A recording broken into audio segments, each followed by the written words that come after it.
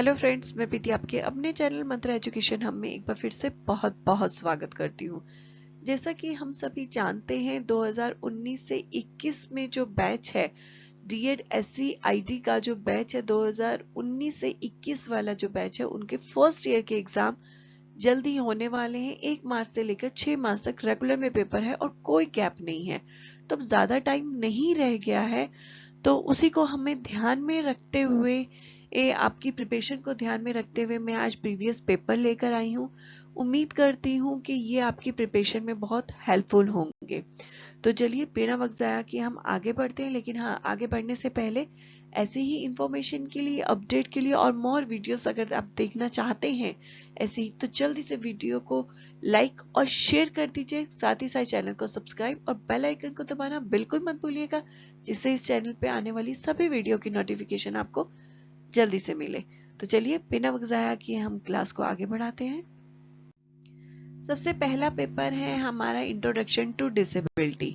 पहला पेपर है और हमेशा जो है इसमें आप देखते हैं एब्रीवेशन आती है, लेकिन पेपर नंबर 1 में जो अधिकतर है एब्रीवेशन की जगह डैशेस देखने को मिलती है। हाँ, हालांकि डैशेस के अंदर ही एब्रीवेशंस भी पूछ लिए जाते हैं, लेकिन फिर भी एब्रीवेशन की जगह जो अधिकतर देखने को मिलती है हमें डैशेस ही देखने को मिलती हैं। लेकिन आप देख सकते हैं ज्यादा दिक्कत नहीं होनी चाहिए एब्रीवेशंस, और उसमें आपके जो 5 नंबर है आप देख सकते हैं नितार की फुल फॉर्म ही पूछी हुई है। उसके बाद आपका पहला जो है हम देखते हैं किस तरीके की डैश है।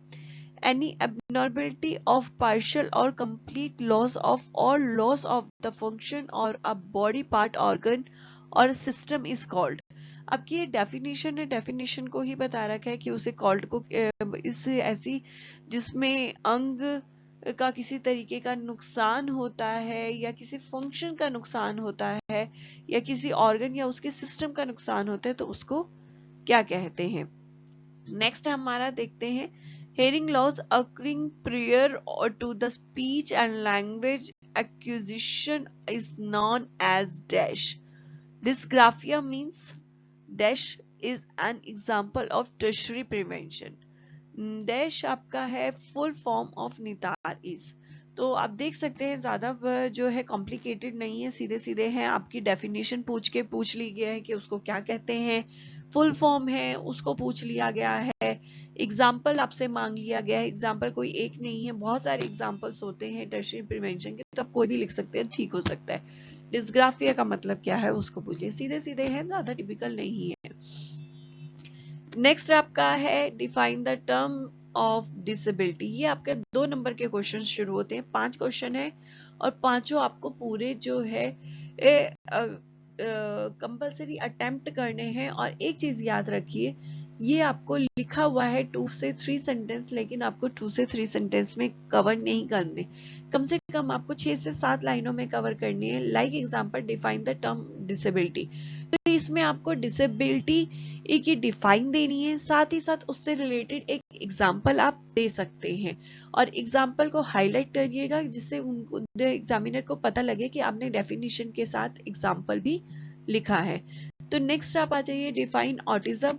ऑटिज्म में आप डिफाइन कर रहे हैं तो साथ ही साथ उसके 2-4 करेक्टरिस्टिक्स आप डाल सकते हैं या उसके बारे में थोड़ा सा लिख सकते हैं। ट्राई उनके जो करेक्टरिस्टिक्स है ट्राइड में बटे हुए हैं, वो ट्राइड के बारे में आप लिख सकते हैं। तो इस तरीके से आपने 2 नंबर के क्वेश्चन को अटेम्प्ट करना है। जो पूछा है सिर्फ वो आपको 2 या 3 लाइनों में खत्म हो जाएगा क्योंकि पूछा हुआ है, लेकिन उसके बाद आपने 3 लाइनों के अंदर जो है उसका एक्सप्लेनेशन देना है। आप उसे कैसे प्रेजेंट कर सकते हो, कैसे और बेटर बना सकते हो, वो आपके ऊपर है। लेकिन इससे ज्यादा जो है पेज आपने नहीं भरना है, 6 से 7 लाइनें, क्योंकि आपको शीट्स लिमिट में मिलती हैं और लिमिट शीट मिलने का मतलब है आपको 5 नंबर और 10 नंबर का भी ध्यान रखना है। 2 नंबर में हमेशा 2 नंबर ही मिलते हैं, इसलिए ज्यादा उसे जो है नहीं खींचना है, जिससे आपके 5 नंबर के लिए या 10 नंबर के लिए शीट आपके लिए नहीं बचे। तो 6 लाइनें 7 लाइनें सफिशिएंट है उसके लिए। उसके अलावा लाइनों से ज्यादा इंपॉर्टेंट है आपका कंटेंट। तो उसको याद रखिए कि जो भी आपसे पूछा जा रहा है वो, और देन उसके बाद आपको थोड़ा सा उसका एक्सप्लेनेशन डिफाइन करेक्टरिस्टिक्स करके डिफाइन में बताना है। नेक्स्ट है आपका थर्ड क्वेश्चन के अंदर एक चीज याद रखिए, यहाँ पर जो है जांच और मूल्यांकन के बीच में अंतर पूछा गया है, लेकिन आप इंग्लिश में देख सकते स्क्रीनिंग और असेसमेंट में डिफरेंशिएशन पूछा गया है। असेसमेंट होता है आंकलन, लेकिन हिंदी में मूल्यांकन दे रखा है, तो इस चीज का ध्यान रखिए। इंग्लिश के अंदर जो है उसे असेसमेंट कहते हैं, तो उसी को ही माना जाता है। और ध्यान रखिए जब भी आप इंग्लिश हिंदी में अगर कर रहे हैं तो इंग्लिश एक बार जरूर पढ़ लीजिए, क्योंकि इंग्लिश ही वैलिड मानी जाती है, उसी के आधार पे क्वेश्चंस चेक होते हैं। नेक्स्ट आपका है डिफाइन डफ ब्लाइंडनेस। नेक्स्ट है right any for advantage of early intervention.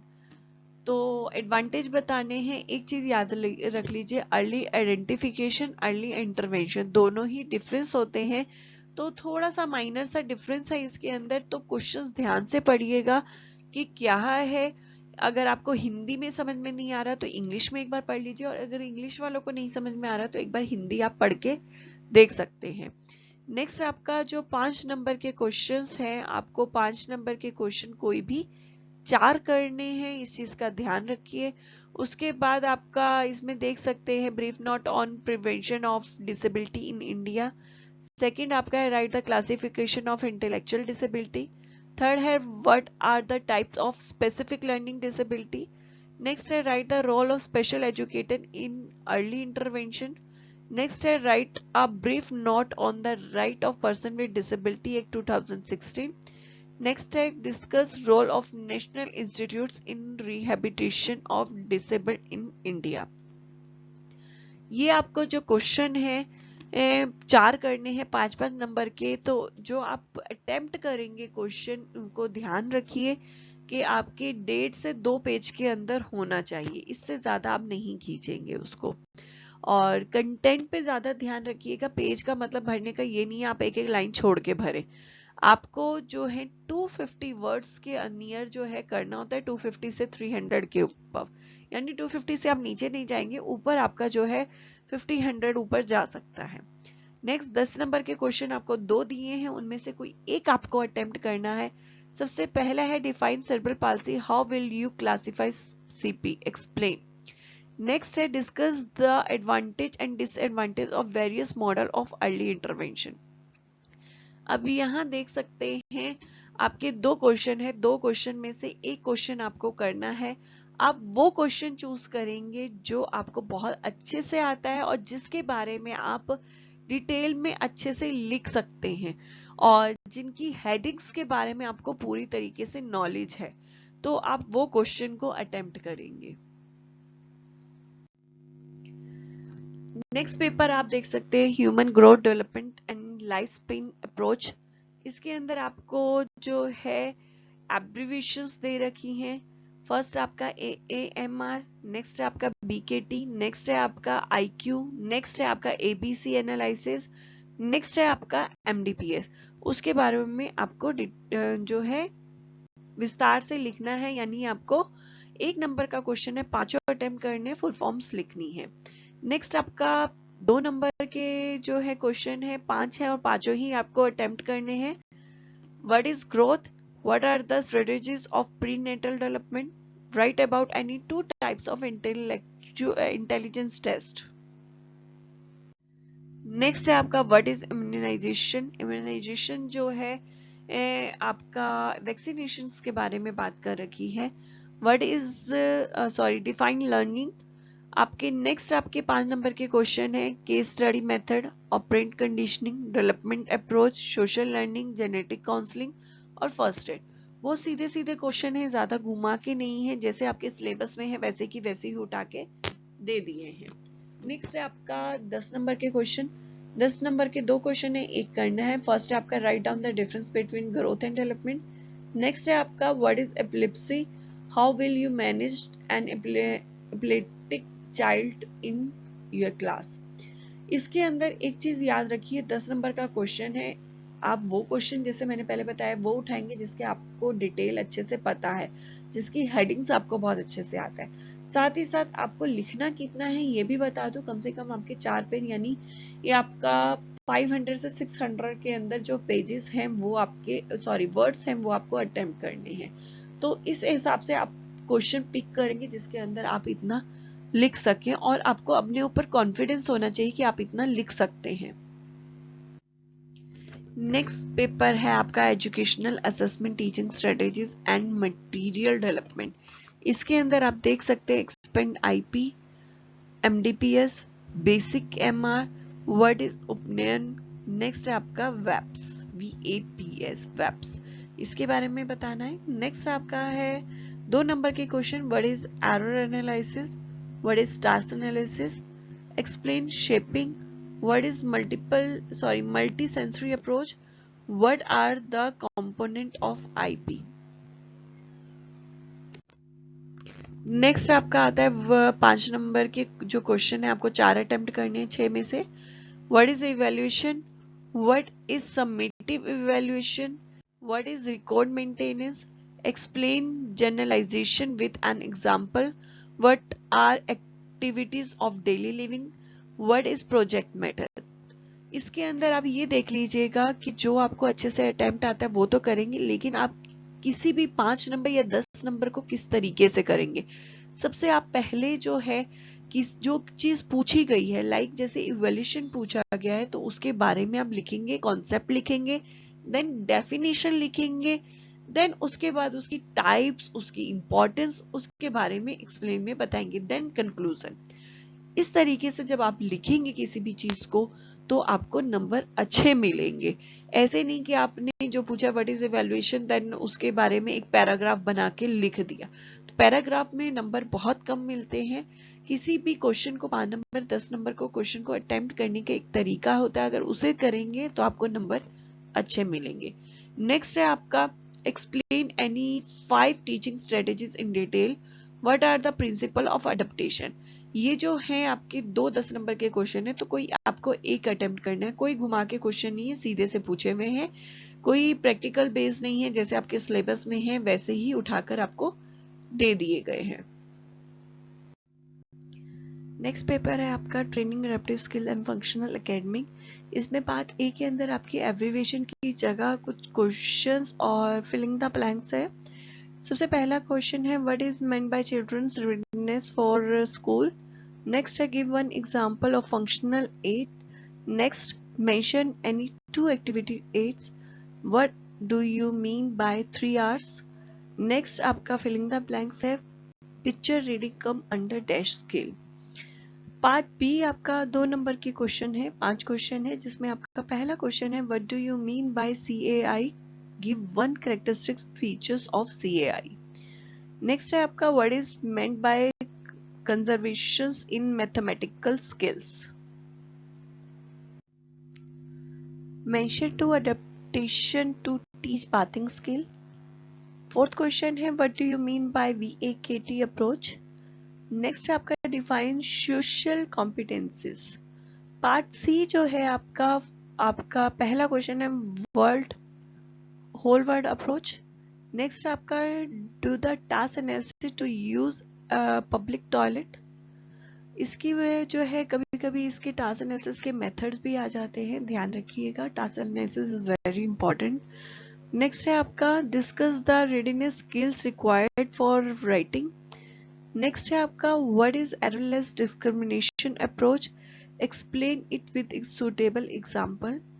Next है mention the steps to teach the times concept, write a short note on AAC।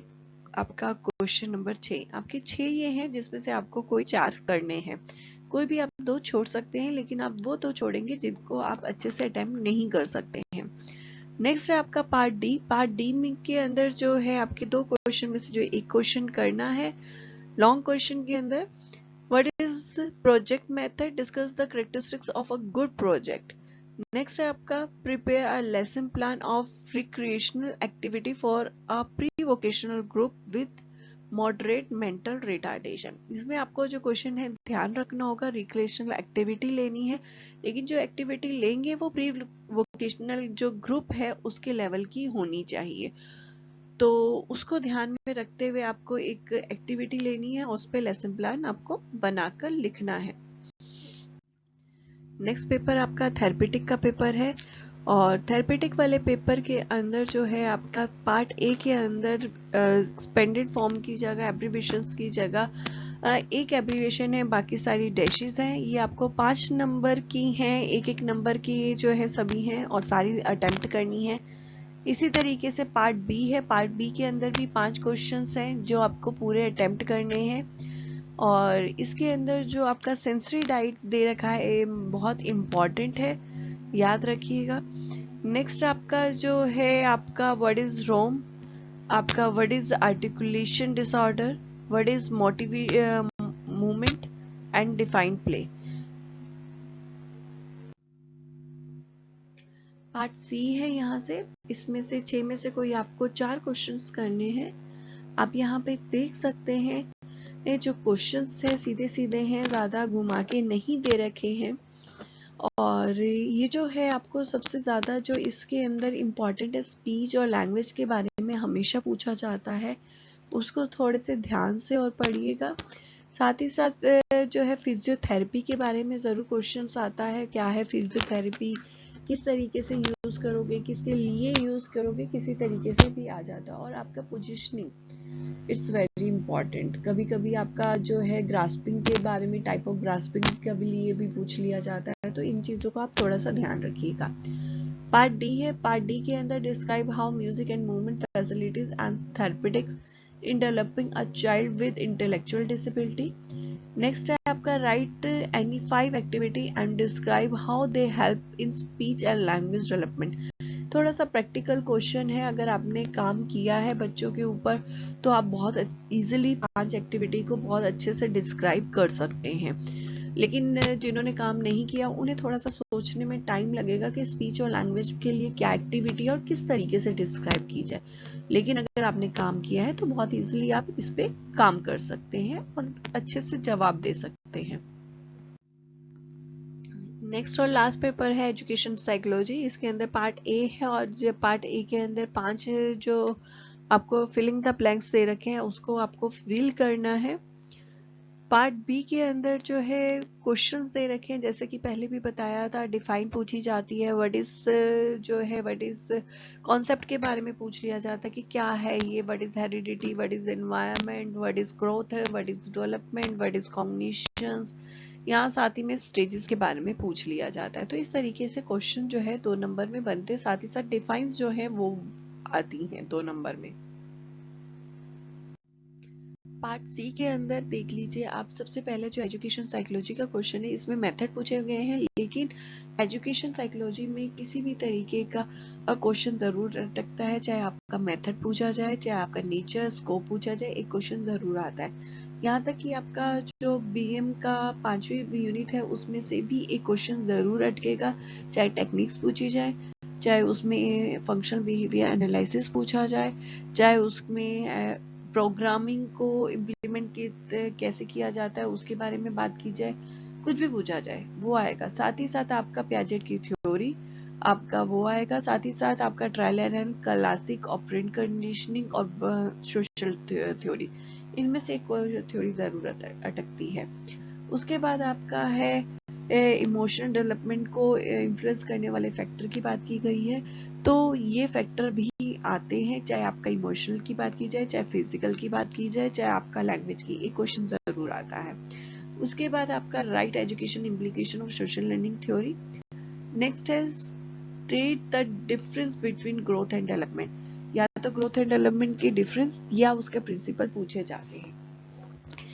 Next है आपका what is the cognitive development, discuss different stages of cognitive development with suitable example। जैसे कि मैंने बताया था कि Piaget की थ्योरी बहुत इंपॉर्टेंट है, आती है, तो वही आपका दे रखा है, कॉग्निटिव डेवलपमेंट की जो थ्योरी है वही है, उसी के बारे में आपको डिस्कस करना है। नेक्स्ट है आपका describe motor development and discuss the factor influence motor development. तो यहाँ पर उम्मीद है कि आज का जो सेशन आपको अच्छा लगा होगा, उम्मीद करती हूँ कि आपकी प्रिपरेशन के अंदर बहुत हेल्पफुल हो पेपर। अगर ये वीडियो आपकी प्रिपरेशन में किसी भी तरीके से हेल्पफुल हुई है तो वीडियो को लाइक और शेयर करना मत भूलिएगा। साथ ही साथ अगर आप चैनल पे नए हैं तो ऐसे इंफॉर्मेशन के लिए, अपडेट के लिए, नॉलेज के लिए जल्दी से चैनल को सब्सक्राइब और बेल आइकन को दबाना बिल्कुल मत भूलिएगा, जिससे इस चैनल पे आने वाली वीडियो की नोटिफिकेशन आपको जल्दी से मिले।